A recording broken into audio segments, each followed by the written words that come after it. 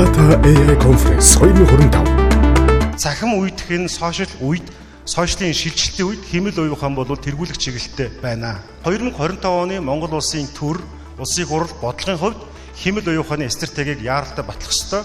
Эндээ бол 3-аас 4 зүйлийг бол малгай болох ёстой. Нэг хүний эрхийн асуудал.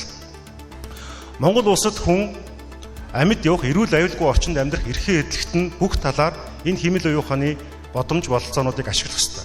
Хоёрдугаарт үүнийг нь дэмжих эдийн засгийн бүх сурвалжууд төрийн хүн сурталыг халагт чиглэх ёстой. Хэмэл уюуханы efficiency буюу ач холбогдлыг нэмэгдүүлснээр шилбэл төрийн зардал 70 хүртэлх хувиар буурах ийм тооцоолууд гарч ирж байгаа. За 3-дугаарт нь болох юм бол тухайн хүмүүсийн оролцоог шийдвэр гаргалтанд нөлөөлөх шууд утгаараа бол одоо on time буюу байнгын нөлөөлөлд нь бол маш том дэмжлэг үзүүлэх боломжтой гэж үзэж байгаа. Тэгэж гарааны бизнесүүдийг дэмжих, технологийн компаниудыг тэтгэх, энэ чиглэлээр инкубатор одоо гарах зайлшгүй шаардлагатай байгаа. Энэ бол эдийн засгийн утгаараас тэр хүний эрх талаасаач тэр улс төрийн агуулгаараас тэр нийгэм соёлын агуулгаараас тэр маш хэмжээний том одоо давлгаа болно гэж харж байгаа.